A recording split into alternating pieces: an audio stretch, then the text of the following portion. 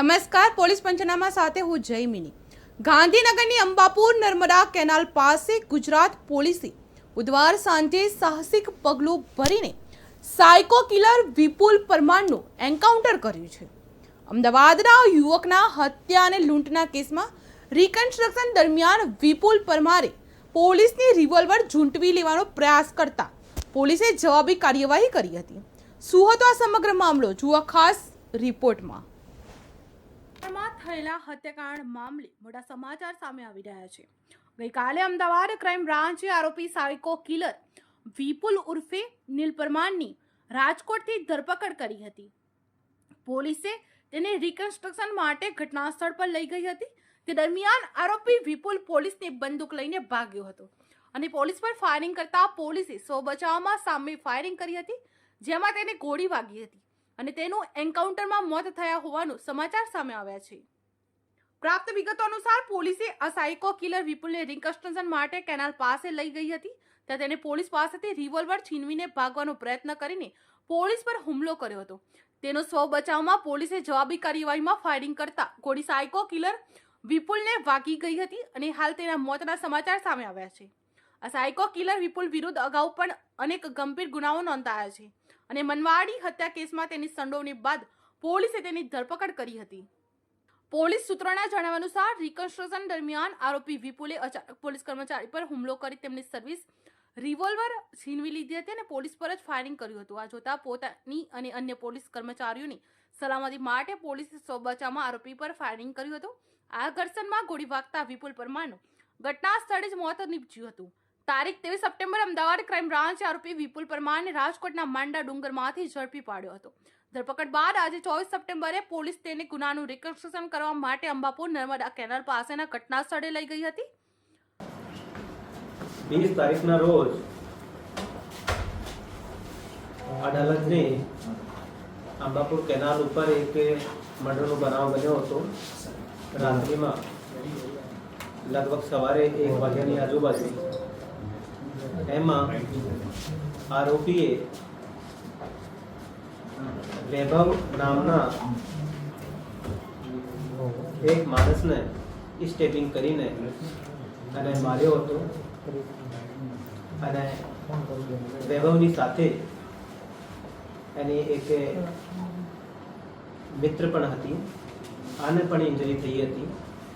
આ ગુનાના અનુસંધાને આરોપી વિપુલ ઉર્ફે નીલ વિષ્ણુભાઈ પરમારની ઓળખ થઈ અને આરોપીને શોધખોળ કરીને અને પોલીસ દ્વારા એને પકડવામાં આવે. શરૂઆતમાં Ahmedabad crime branch, Gandhinagar police અને એટીએસની એક સંયુક્ત કામગીરીની તહેત આ આરોપીને પકડવામાં આવ્યો અને પછી ગાંધીનગર પોલીસને આજે આરોપી આપવામાં આવેલ હતો. આરોપીનું મેડિકલ કરાવવામાં આવેલ અને પછી કાયદેસરની અટક કરવામાં આવેલ. આ ગુનાની તપાસ એલસીબી ને સોંપવામાં આવેલ હતી અને આ ગુના અંગે આરોપીને કાયદેસરનું અટક કર્યા પછી પંચોને સાથે લઈ અને ગુનાવાળી જગ્યાનું એક રિકન્સ્ટ્રક્શન પંચનામું કરવા માટે આરોપીને સાથે લઈને અને એનસીબીના પોલીસ અધિકારીઓ કર્મચારીઓ ગુનાવાળી જગ્યા ઉપર પહોંચ્યા. ગુનાવાળી જગ્યા ઉપર આશરે 4:45 વાગ્યેની આજુબાજુ પોલીસ ટીમ દ્વારા પહોંચવામાં આવેલ અને પછી ત્યાં જ્યારે રિકન્સ્ટ્રક્શન પંચનામું કરવાનો હતો ત્યાં આરોપી વિપુલ ઉર્ફે નીલ વિષ્ણુભાઈ પરમાર પોલીસના અધિકારીનું હથિયાર ઝૂંટવી લઈ અને પછી પોલીસ ઉપર ફાયરિંગ કરવામાં આવે. આ ફાયરિંગ દોરાન આ ટીમમાં સામેલ એલસીબીના પોલીસ કર્મચારી રાજેન્દ્રસિંહને ઇન્જરી થયેલ અને પછી આરોપીએ એલસીબીની પોલીસ કર્મચારીઓની જે વ્હીકલ્સ હતા સાથે આ ઉપર પણ ફાયરિંગ કરવામાં આવ્યો અને આ ફાયરિંગની જવાબી કાર્યવાહીમાં એલસીબીના અધિકારી કર્મચારીઓ દ્વારા પોતાના સૌ બચાવમાં જવાબી ફાયરિંગ કરવામાં આવેલ.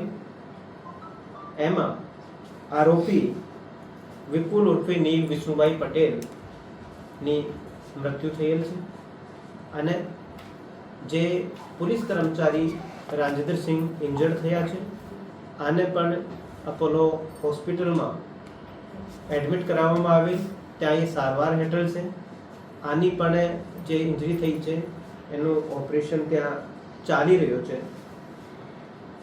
ત્યાર પછી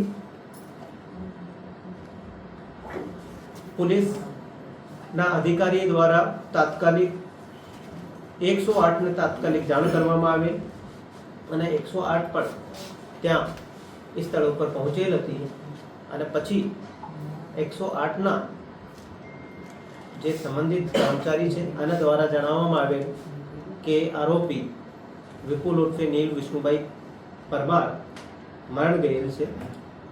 ત્યાર પછી અન્ય જે ટીમો છે આને પણ સૂચિત કરવામાં આવે. એસપી શ્રીને પણ ટીમો દ્વારા સૂચિત કરવામાં આવે અને પછી સિનિયર અધિકારીઓ પણ જગ્યા ઉપર ત્યાં પહોંચે. એફએસએલને પણ જાણ કરવામાં આવે.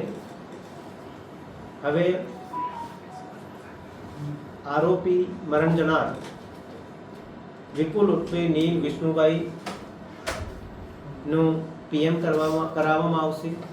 આ બાબતની એક એડી પણ જાહેર કરવામાં આવેલ છે અને એનું એક ફોરેન્સિક પીએમ પણ કરવામાં આવશે અને આગળની જે પણ કાયદેસરની જે કાર્યવાહી હોય છે એ કરવામાં આવશે.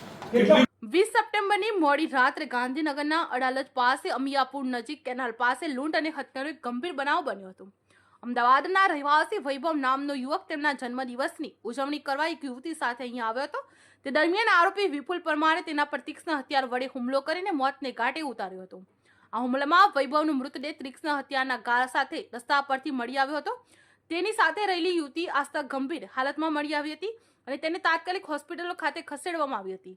આ કેસની વધુ તપાસ ગાંધીનગર લોકલ ક્રાઇમ બ્રાન્ચ એલસીબીને સોંપવામાં આવી છે. આ કેસમાં પોલીસની ઝડપી કાર્યવાહીને કારણે મુખ્ય આરોપી વિપુલ પકડાયો હતો, પરંતુ રિકન્સ્ટ્રક્શન દરમિયાન પોલીસે એન્કાઉન્ટરમાં મોત થયું હતું. Bureau report KTV news Gujarati.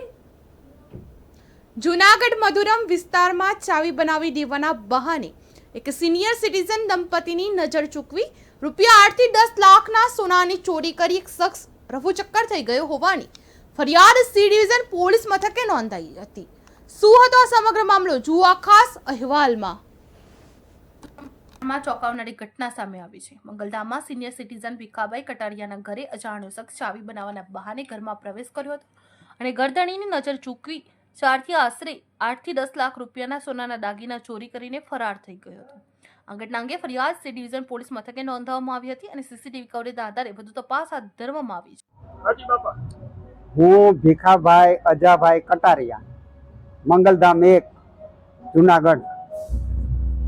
હું હરિભાઈની દુકાને ગયો.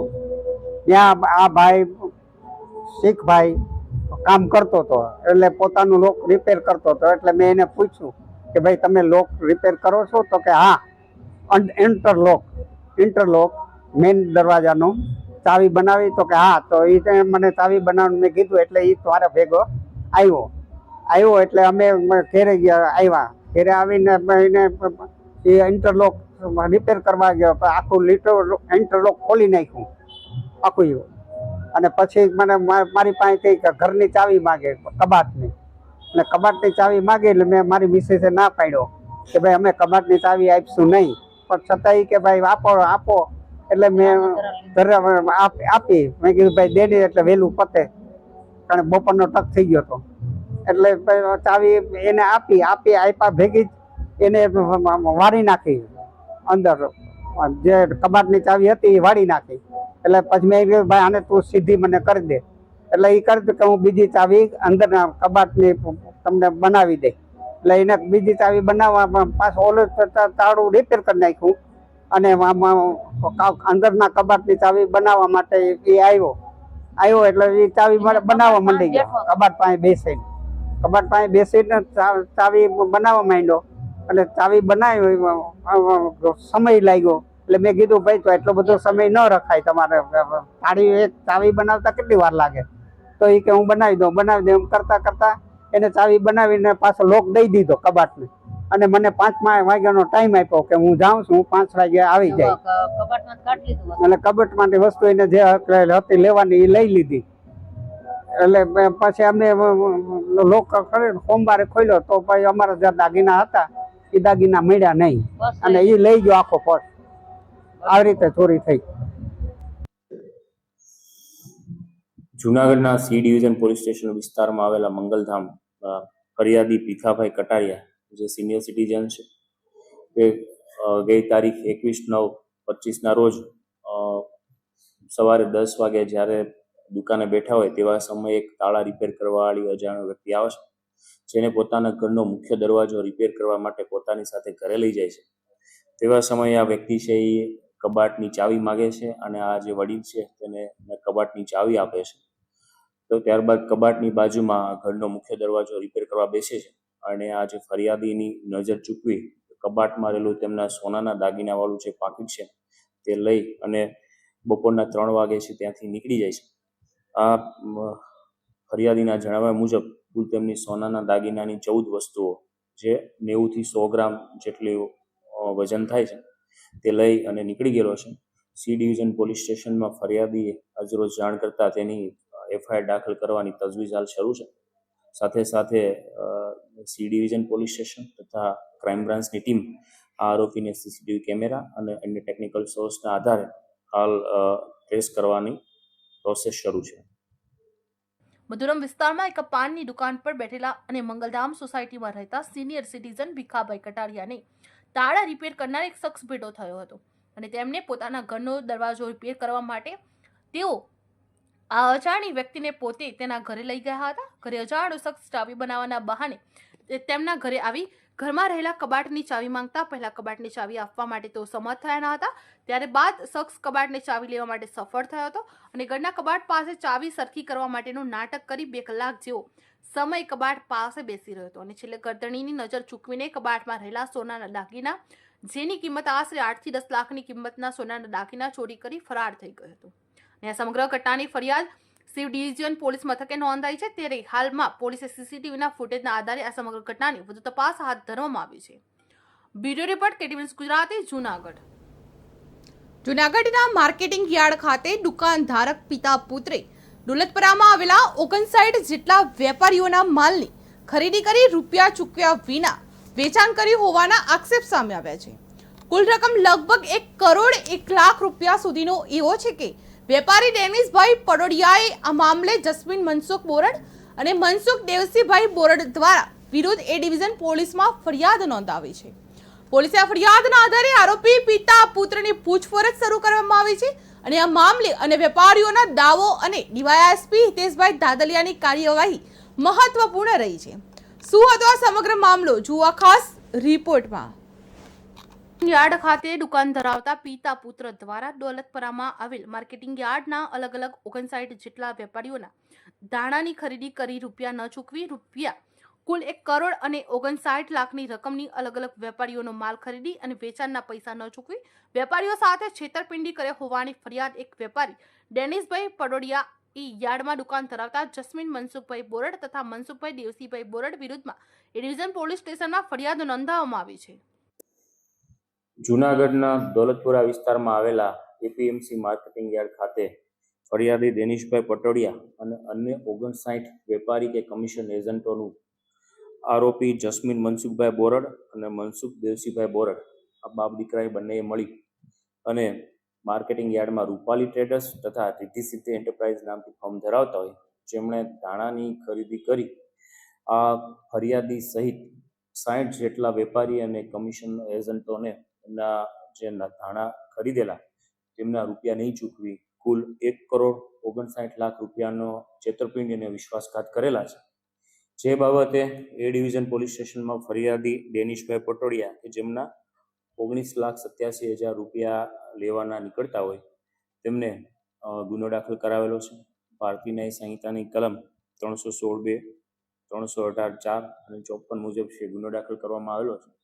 આ બાપ દીકરો બંને આરોપીઓ છેલ્લા 3 વર્ષથી આ પ્રકારે છે વાયદા આપી અને વેપારી અને કમિશન એજન્ટો જે છે તેમના પાસેથી આ પ્રકારે ખરીદી કરતા હોય અને રકમ ચૂકવેલી નથી.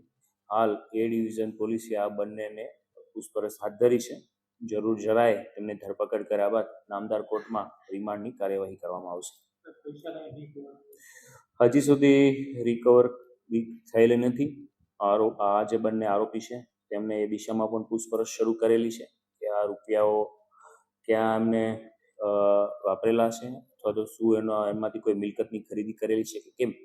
પ્રાથમિક જે માહિતી છે તે મુજબ તેમને અગાઉ એ ડિવિઝન પોલીસ સ્ટેશનમાં કાંતિભાઈ બોરડ અને અન્ય શખ્સો વિરુદ્ધ વ્યાજની ફરિયાદ આપેલી. એટલે પોતે ઊંચા વ્યાજે જે રૂપિયા લીધેલા હોય તે વ્યાજની ચૂકવણીમાં આ મોટાભાગની રકમ ગયેલાનું હકીકત જણાવતા હોય. આમ છતાં એ ડિવિઝન પીઆઈ આ ગુનાની તપાસ કરી રહેલા છે અને ધોરણસરની કાર્યવાહી હાથ ધરેલ છે. જેને લઈને પોલીસે હાલ તો આ ફરિયાદને આધારે આરોપી પિતા પુત્રની પૂછપરછ હાથ ધરી હોવાનું જાણવા મળ્યું હતું. ત્યારે હાલ તો એક વેપારીએ ફરિયાદ કરી છે, ત્યારે અન્ય વેપારીઓ પણ ફરિયાદ માટે આગળ આવે છે કે શું તે પણ જોવાનું રહ્યું છે. તો બીજી તરફ જૂનાગઢ યાર્ડમાં પેઢી નાખી વેપારીઓ પાસેથી ધાણાની ખરીદી કરનાર મનસુખભાઈ બોરડ તથા તેના પુત્ર જસ્મીન બોરડ સામે હાલ ડેનિશભાઈ પટોડિયા નામના વ્યક્તિએ પોતાના માલના રૂપિયા 1,59,00,000ની રકમની ન મળતા તેઓએ જૂનાગઢ એ ડિવિઝન પોલીસમાં ફરિયાદ નોંધાવી છે. ત્યારે અનેક વેપારીઓ સાથે છેતરપિંડી થઈ હોવાનું જાણવા મળ્યું છે, પરંતુ હાલમાં અન્ય કોઈ ફરિયાદ માટે આગળ આવ્યા નથી તેમ જાણવા મળ્યું છે. ત્યારે આ સમગ્ર ઘટનાને લઈને જૂનાગઢ ડીવાયએસપી હિતેશભાઈ દાતલિયાએ પોતાની પ્રતિક્રિયા આપી હતી. Bureau report KTV news Gujarati Junagadh. Police પંચનામામાં હાલ આટલું જ. આવી સનસનીખેજ ખબરો જોવા માટે જોતા રહો KTV ન્યૂઝ ગુજરાતી. નમસ્કાર.